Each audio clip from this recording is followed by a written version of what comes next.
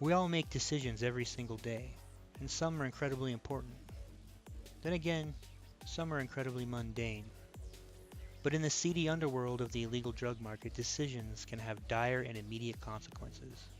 Could you make it in the criminal underground? Would you fail and wind up dead or in jail? Or would you come out on top with a load of cash and your freedom still intact? Decision Underground is a unique and gritty experience in which you must navigate your own path through a dangerous and sometimes bizarre tale of crime and consequences. In 2014, I began interviewing individuals who have lived their lives immersed in the illegal drug game. Some who have gotten out of the game and lived normal lives with kids and barbecues and 9-to-5 daytime jobs, and then some who are still deeply involved in the streets. Decision Underground is based on their stories and experiences. Every single incident that happens in this book is based on real events, even the ones that seem too bizarre to possibly be true in any way. These situations really happen, and they do happen, and now you get to step into their shoes and live the life of a criminal. This book is going to have a lot of crazy scenarios in it, but there's also a lot of fun to be had as well. Even criminals know how to have a good time, and you can certainly choose a path through the book in which you can come out on top and avoid all of the worst possible scenarios. I feel like everybody who ends up with this book in their hands is going to read through every possible scenario and path to find out what consequences there are for every choice. So, I am now going to read for you a sample of one of the decisions from the book. This is a little ways into one part of the story, where you have recently picked up a small baby bottle full of concentrated liquid LSD, which needs to be cut down with whiskey and then distributed into vials, which are basically just dropper bottles. Icy breath bottles make the perfect vial, as they have a small dropper at the top that is perfect for distributing the liquid LSD, one drop at a time. This means that you have to head into a store and buy as many icy breath bottles as you can find. You step into the bright lights of the Walgreens and immediately feel out of place.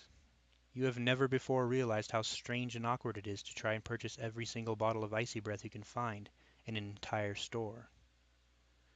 After picking up what's left of several boxes of every flavor they have on the shelf, you set them on the counter at the front of the store and look down at your wallet as you fumble around foolishly through its contents looking for cash.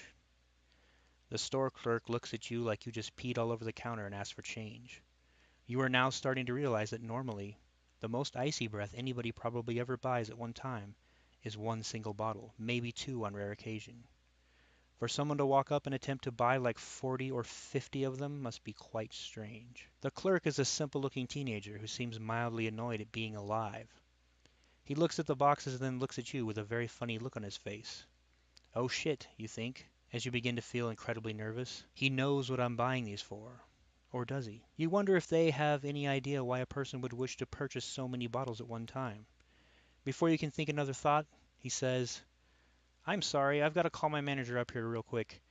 I don't know exactly how to ring these up." As he pushes the button on the store pager and begins speaking into the microphone, a single drop of sweat falls off the tip of your nose and splashes on the counter in front of you, catching the clerk's attention, which causes him to raise one of his eyebrows and give you an even weirder look. You are now close to a full-blown panic. What if he's calling the manager up here because of some store protocol designed to stall potential drug users while the police are contacted? You realize that you could either tell him, "You know what, I actually don't want these anymore," and then bolt out of the front door, never looking back and never going into that store ever again. Or you could just stay cool and wait for the manager to show up. So here I want you to imagine what you would do in this situation. Make a choice, and then we'll read both scenarios. Let's first look at the scenario in which you bolt out of the store. You suddenly pull your cell phone out and declare, "Oh no, an emergency! I can't buy this right now, I'm sorry." You shove your phone into your pocket and awkwardly bump into a woman who is just entering the store, knocking her to the ground just inside the doorway.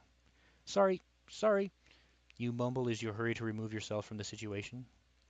Just before the automatic door swishes closed behind you, you hear the manager saying, "I think he may be on something." You jump in your car and zoom off dangerously out of the Walgreens parking lot. You realize you fucked up and mishandled the situation, and now you still need icy breath bottles and Kitty is still waiting on you. Fuck it, you think to yourself. I gotta get over my nervousness and just buy some freaking icy breath and be done with it. You take a hard right and swerve smoothly into a Target store parking lot, and right into a small space near the back of the lot. You actually have a wig in your car for other drug-related nefarious activities, and it doesn't look all that bad on you either.